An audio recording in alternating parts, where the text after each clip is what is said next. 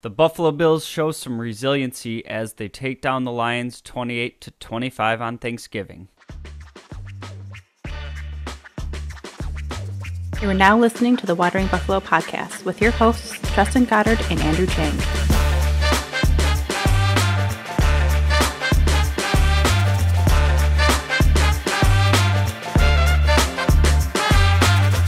Bills Mafia, welcome into another episode of the Wandering Buffalo podcast, a show on the Buffalo FAMBase podcast network. My name is Justin. I'm going to be your host today, and we're going to be talking about the victory over the Detroit Lions on Thanksgiving. Before we get started, this show is brought to you by 26 Shirts. We've been talking about them for a while now, so if you haven't done so already, go ahead and check out 26 Shirts. Not only do they have awesome t-shirt designs, they also do great work in the community. So get yourself some awesome shirts while, helping contribute to awesome causes. So this Detroit game, man, was that one a bit too close for comfort for me. And I guess going into the game, this is about how I thought the end result would look. Didn't make it any easier consuming the game. But people are kind of sleeping on the Lions. The Lions have been so sad for so long. And I think a lot of people aren't noticing the team that they're kind of becoming. It seems like they're buying in with Dan Campbell, and they still have their struggles on defense, but they've had a pretty potent offense this year, kind of going toe-to-toe in some shootout games with people, and, coming in hot on a 3-game win streak.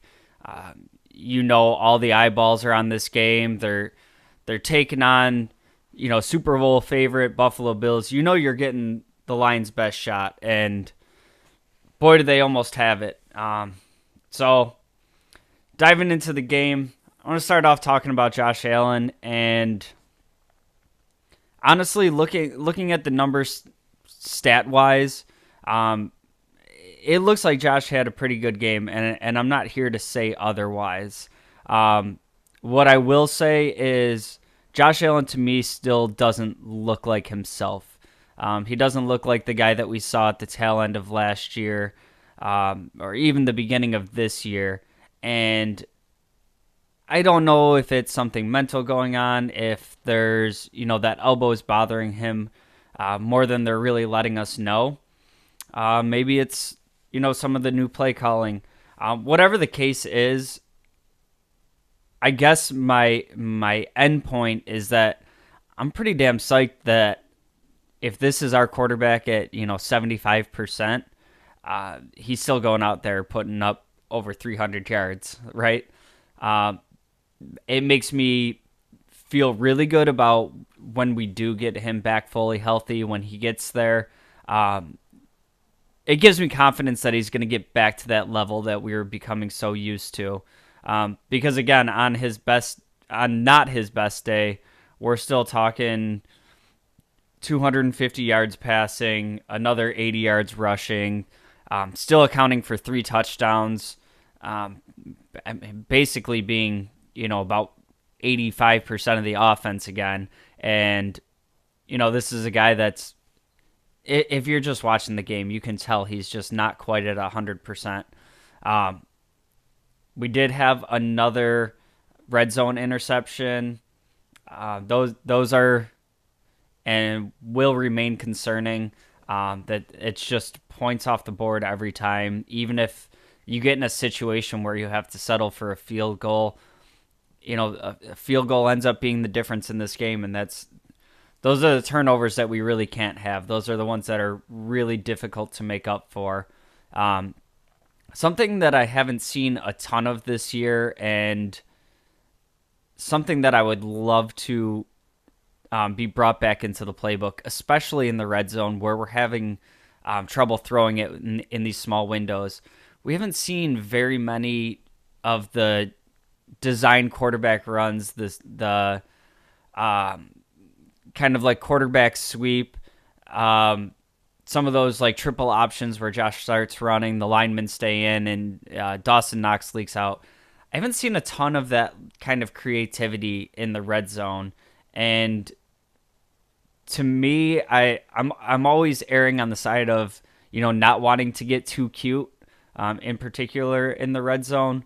But some of those like quarterback powers off to the left side, the bootlegs, they've worked so well, and it's not some crazy cute play where you're putting the ball into somebody's hands that doesn't often get the ball. Something that I would like to see mixed in. But hey, Dorsey, if you're listening, give me what I want, man. Moving into the running backs, another good week for Devin Singletary, and I don't think this is a team that we're really going to see very many 100-yard games, and that's kind of like the standard of a good day for a running back in the NFL, that milestone mark of 100 yards. I think what Singletary did against the Lions is what a good game for a running back looks like in Buffalo. 14 carries, 72 yards, just ripping off chunks here and there. It's not it's not a team where you're going to get 100 yards very easily, because we're not going to give you 20-25 attempts. And honestly, averaging something like 6 yards a carry and having 14 carries to get you up to that 72, I'm cool with that.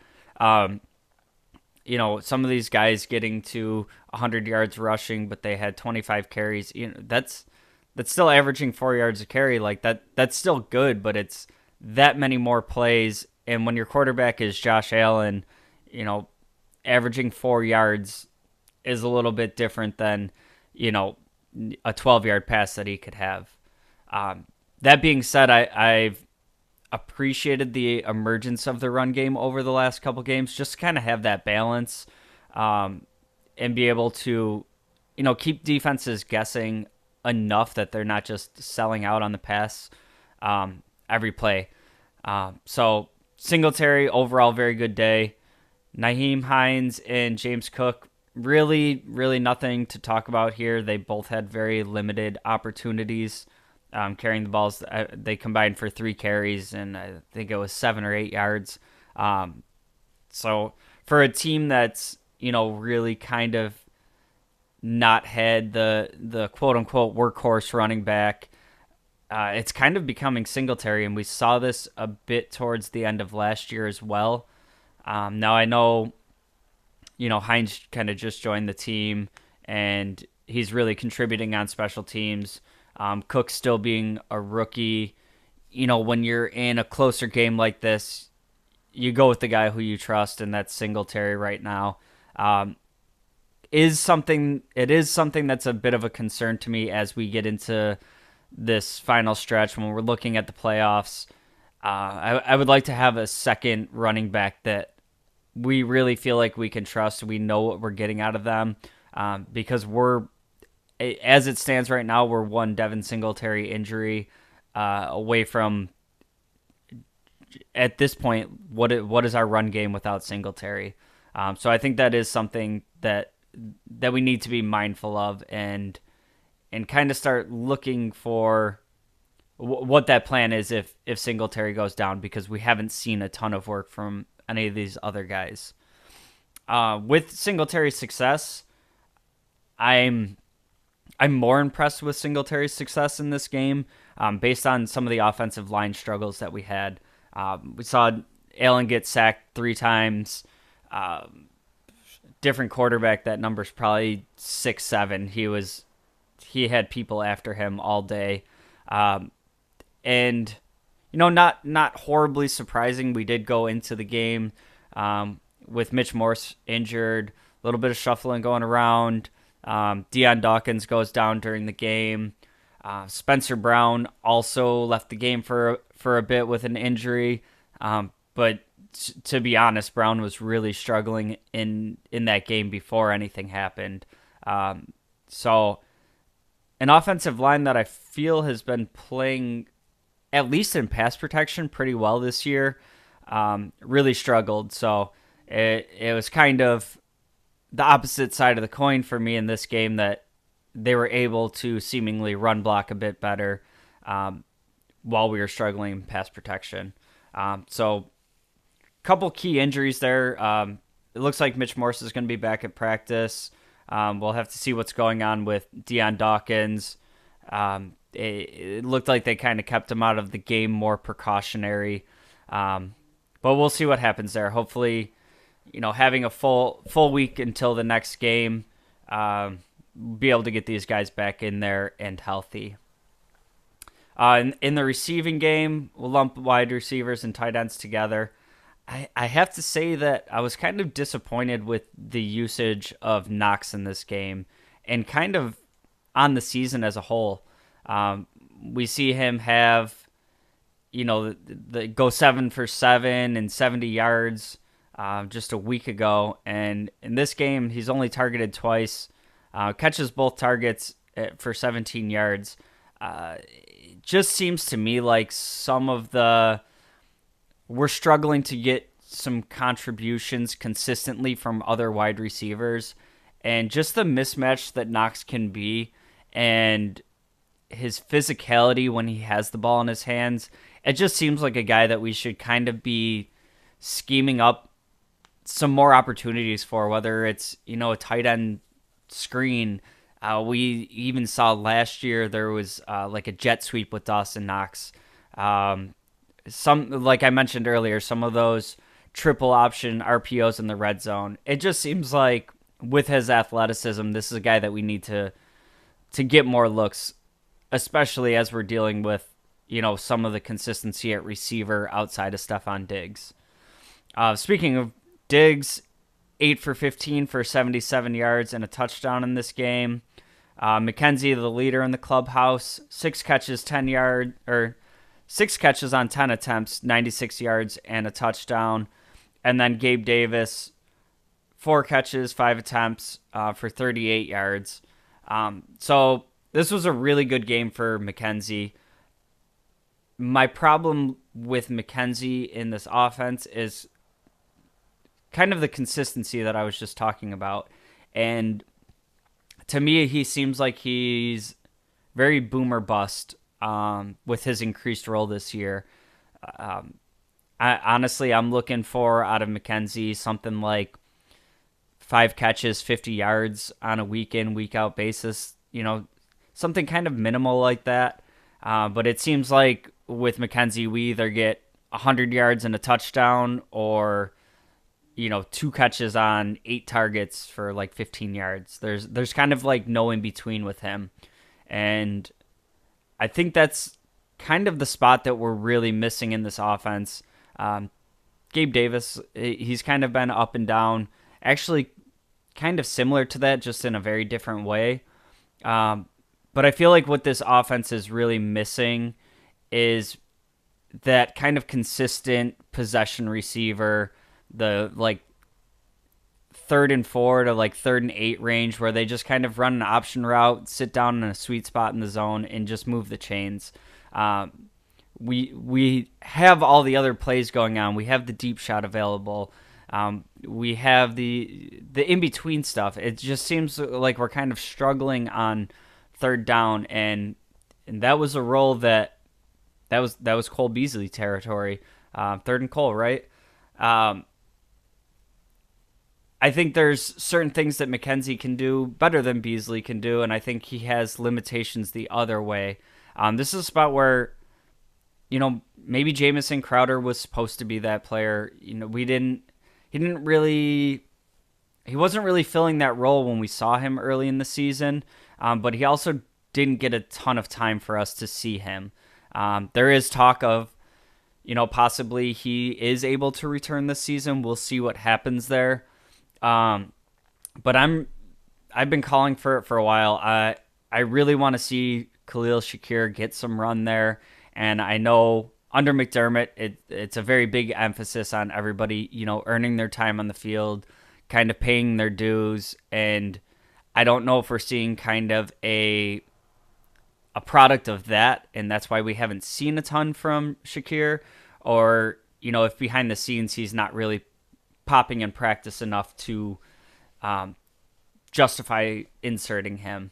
But I do think that we need something outside of Stephon Diggs, week in and week out, some sort of spark there.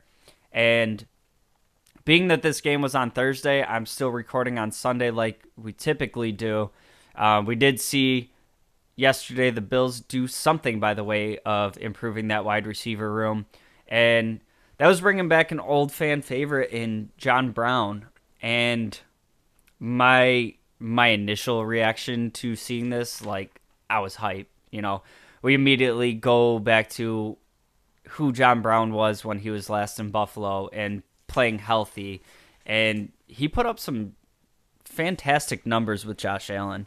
And now we are, a year or two removed from that. He hasn't played at all this season. He last played with the Bucs, I believe it was January of last year. So as I started thinking about this for a minute, I'm immediately thinking about Brown stretching the field vertically, those tunnel screens that we used to do with him, and kind of having him stretch the field and open up underneath stuff for the other guys.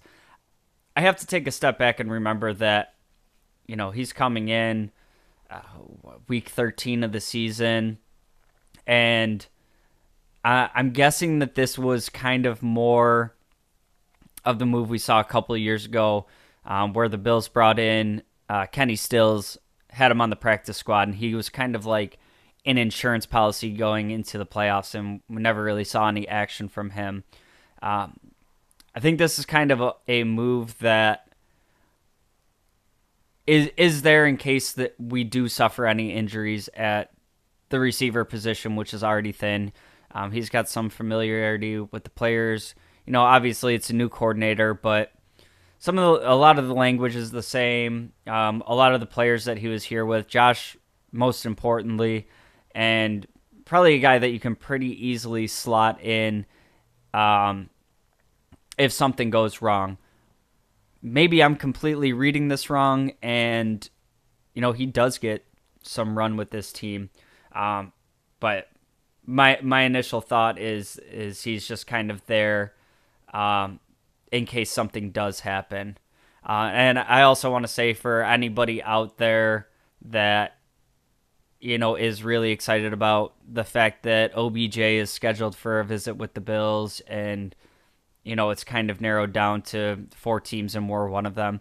If you're one of the people out there that really wants to have the team make a move for OBJ, I wouldn't be too bummed out and be like, oh, they signed John Brown. Like, it's not happening now. I don't think that he's somebody that's going to, really factor into the top 4. I think if the organization is interested in bringing in OBJ and he is still willing to come here, all that, I don't think adding John Brown stops you from still exploring that. So something that we'll just have to keep an eye on as that situation develops. But we're going to take a quick break. When we come back, we're going to talk about the defensive side of the ball, which is pretty much talking about injuries. So stick around. Hey, this is Bills Vader. Now back to the show. Welcome back in, and thank you again for joining me on this week's episode of the Wandering Buffalo Podcast, a show on the Buffalo FAMBase Podcast Network. We're going to get back into it and talk a little bit about the defensive side of the ball here. And it's really hard to talk about the defense this year and not talk about injuries. And we've talked about it several times. This isn't a show where we make excuses for what happened on the field, just kind of reasons, I guess. And it's another week where I can't help but to think of what this game would look like with a healthy roster. Already going into the game dealing with some injuries. Obviously, we saw Trey White suit up today. That was great to see. Only got him back for 15 plays. So when he's back and playing full and feeling like himself, I think he's an absolute game changer on this defense. But coming into this game not having him, Not having Micah Hyde the whole season, we go into the game down 2 defensive ends in Groot and Epinesa. We have Tremaine Edmonds out. As much as he can be, a kind of hot button player for this fan base, there is a lot that he does in the passing game and routes that he takes away underneath. There's a lot of stuff that he does that you don't always see on camera. Yes, he has some frustrating missed tackles, but that's still another one of your starters that's out. Even if he's not, your favorite starter, he's another piece of the 111th that we don't have out there. And then we have Benford suffer I believe it was an oblique injury. He moves to the IR. And then the biggest one of all, and this is just tough to see, Von Miller goes down with a knee injury. So obviously not ideal if you're ever talking about losing Von Miller on a defense, but just kind of compounded with the fact that, we already had injuries in Epinesa and Groot. Not only is it arguably your best defensive player, but at a position that was already getting thinned out. It just seems like all of our injuries on the defensive side of the ball are just like constant depth injuries. And, we kind of got getting on track with getting the cornerback room healthy, and now it's the defensive ends. So I guess I will say the good news, the benefit of recording this a few days after the game, we did see that it was not an ACL injury for Von Miller. The downside to that is he's kind of taking, looks like 7 to 10 days. So he will miss next week's game. But he's taking a little bit of time. They're letting the swelling go down. They want to get a couple second opinions and see, what the prognosis is, if he's going to have surgery and, probably miss the rest of the year, or if it's something that he can kind of rehab and deal with to be able to finish out the season. So definitely like a collective held breath in Bills Mafia, right? As we see what happens with Von Miller. Definitely a dude that we could use come playoff time. But as far as the guys that were out there, mentioned at the top of the show, this Detroit Lions team is different than what we're used to. People aren't necessarily looking at them in a different light. But this is a team that's really starting to come around, especially on the offensive side of the ball. Some clever play calling, some good designs. You're kind of not asking Jared Goff to do too much. A few running backs back there that aren't, the flashiest guys, but are consistently, falling forward, getting yards. Jamal Williams leading the league in touchdowns. So definitely some challenges in this game, and I thought overall we did a pretty good job of keeping the run game in check. And I say pretty good because we still gave up a decent amount of yards on the ground. And it seems to me like when we have these marquee running backs coming in, your Derrick Henrys, your Saquon Barkleys, we're able to hold them in check really well. Just looking at last week with Nick Chubb coming in, we hold them to something like 19 yards. So not egregious numbers given up on the ground, but it seems like when we're facing an opponent that kind of has this running back by committee, we saw it with the Jets, we saw it in this game, a couple other times this year. It seems like for whatever reason, I don't know if we really key in on those marquee guys like a Derrick Henry, Nick Chubb, but definitely seems like we give up more to the less star-powered guys, I guess. Dane Jackson had another game where he struggled mightily, and I'm very glad that we're getting Trey White back and healthy. Dane Jackson's going to see a ton of targets if he's, still starting opposite of Trey White. And it kind of reminds me of the Levi Wallace last year where, he's getting picked on all the time because nobody wants to throw at Trey. But I just don't think the play is up to the same level of what we were getting from Levi Wallace. It seems like he's in position quite frequently and kind of just, whether it's not getting his head around, not getting his hands in there, he's just getting picked on. And Kaiir Elam has also been dealing with some injuries. Hopefully he can start fresh, get in there healthy, and maybe get some run across from Trey White. I mean, it's great that Dane Jackson is where he's supposed to be and he's not getting flat out burned on routes. I need to see more at that position, and it's something that's it's going to be a problem with some of these teams that are coming up. Some of these, you look at a team like the Dolphins that have, the two explosive receivers in Tyreek Hill and Jalen Waddle.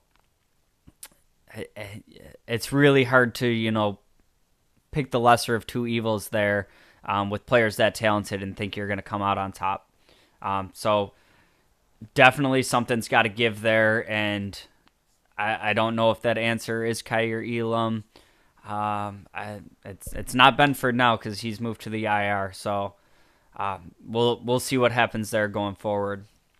Ed Oliver, absolute monster of a game. I've been talking about him all year, and going back to last season, he's the type of player that isn't really showing up on the stat sheet a ton, but the pressures, the amount of time he's spending in the backfield, it's having an effect on games. And this past Thursday, he recorded his first full sack of the season, which just seems insane to think about with how disruptive that he's been. And obviously that sack he had was also a safety. So great time for it to happen. Great way for it to happen. Hopefully we see more of this going forward. But it seems like when Von Miller went down, Ed Oliver kind of ratcheted up another gear, and he's like, oh, okay, we need somebody to be that dude right now. I got you guys. Jump on my back. We're going. So it was great to see him rewarded in that way for the timing of the sack, the way it happened, all that, because I feel like he's been playing kind of lights out this year, and I don't want to say it's going unnoticed, but like because he's not getting 4 tackles for a loss and 1 sack per game, he kind of slips through the cracks a little bit. Last thing I'll say on him is get that man a damn turkey leg at the end of the game. I know they had 3 people there that had great contributions to the game, but Ed Oliver deserved a turkey leg at the end of that one. That's all I'll say there. Daquan Jones, for me, continues to be an unsung hero of this team, and similar to Ed Oliver, but in a very different way. Again, he's not a player that's going to be, a stat stuffer. But what he's doing with this defense, the way he's keeping the linebackers, helping keep the linebackers clean, letting, the other D tackles play off him. We see that with Ed Oliver. We see it with Tim Settle. He also got pretty involved in this game. I think that's, for so long we were looking for Star to be that guy, and there was a lot of, the conversation very similar to this of like, he's not going to do a ton of stuff that's going to be flashy and put up numbers. You just kind of got to watch the game and know that he's doing it and see him doing it. This is a lot different than what we were getting out of Star Lotulelei, and I think that was, the piece that we were really looking for on this defense. Now, unfortunately, we're missing a ton of pieces this year, so we can't really see it all completely come together. But this defense healthy is going to be absolutely terrifying. Hopefully we get pretty close to that at some point this season. I'm not holding my breath because it seems like the football gods are just all over the Bills, and for the last 3-4 years of being one of the healthiest teams in the league, it's like all coming due or something. It's not just that we keep having injuries; it keeps being to the stars of this team, the leaders, and Micah Hyde, Edmonds, Allen, just all over the place. Anyways, hopefully we get the health back there. Love that Shaq Lawson is a depth defensive end for this team. Again, not another guy that's not the flashiest guy, but he's always in the right position. He's great in the run game. He's able to generate some pressures. Just for being, at the end of that defensive line depth, I think he's a really valuable piece to have there. And lump Poyer and Milano together. Milano didn't have the greatest game by what his standards has become. He had a couple, pretty bad missed tackles, but still overall a great game. But I'm here pounding the table again for a Jordan Poyer extension. He's so valuable to this team and what he does in all phases of the defense, as a leader, as a player. He just does it all, and he does it really well. And I want to see him retire as a Bill, man. Just extend him another 2-3 years. I don't want to see him playing for another team. I don't want to have to line up and try to play against him. I fully understand, some of the salary cap implications that we have going on. I know the money, gets tight when you're paying Josh Allen money. When you want to keep the band together, somebody's got to go at some point. You can't keep this team together forever. There's only so much you can kick down the road and all that. All that being said, I don't want that to stop. I don't want Jordan Poyer to be the guy that, kind of has to be a cap casualty. Do what you got to do. Figure it out. Brandon Beane, figure it out, man. We need Poyer on this team. I want to see Poyer and Hyde back playing together, healthy. Trey White, healthy. Kyer Elam, Dane Jackson, whoever it is, another year in the system. Daquan Jones filling up the middle. I just want to see it all come together. I want to see, more than anything, I want to see out of this season, other than a Super Bowl. More than that, I just really want to see, the preferred starting 11 be able to play together healthy. And I feel like we haven't seen that all year. We started out without Trey White in there, obviously. So from day one, you didn't have that. And just going forward, it's just been one injury after another. And kudos to the Bills defense for getting it done. It wasn't the prettiest game, but they did enough to be able to come out of this game with a W against all of that adversity. So valuable playing time for some of these depth pieces, but hopefully we can get to a point where they go back to being depth pieces. So kind of looking forward for this team, we have a very tough stretch coming up, and not only in the opponent, but the implications of each of these games. We have New England coming up on Thursday in Foxborough, and then we're back-to-back home games against the Jets and the Dolphins. And, Brandon Beane, Sean McDermott talk about it all the time of, the keys to success is making sure you're winning your division. Well, where we're sitting at right now, all the teams in this division have pretty comparable records, and obviously the Patriots end up losing on Thanksgiving night, but recording this later on Sunday, the Dolphins and the Jets both won their games today, and starting out in the division with a loss to both the Jets and the Dolphins kind of puts us behind the 8 ball with how this division is shaking out and how competitive it is. That being said, the Bills can do an awful lot to help their chances of winning the division by taking care of business in these next 3 games. But the same can be said for the other teams in the division. It's all right there in front of each of these teams.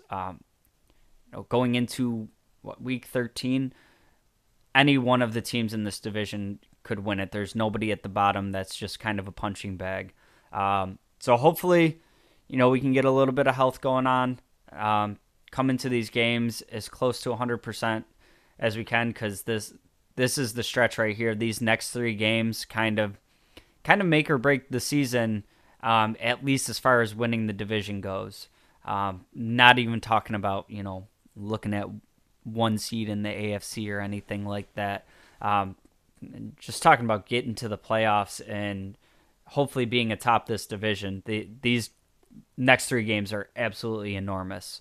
So obviously after those games happen, tune in. We'll be breaking down everything. We drop every Monday. If you haven't done so already, do us a favor. It helps us out immensely. Like, share, subscribe, click all the notification buttons. Make sure you don't miss any of the episodes. I appreciate you tuning in today. That's going to do it this week. I'm Justin from the Wandering Buffalo, and we'll see you next week. Go Bills.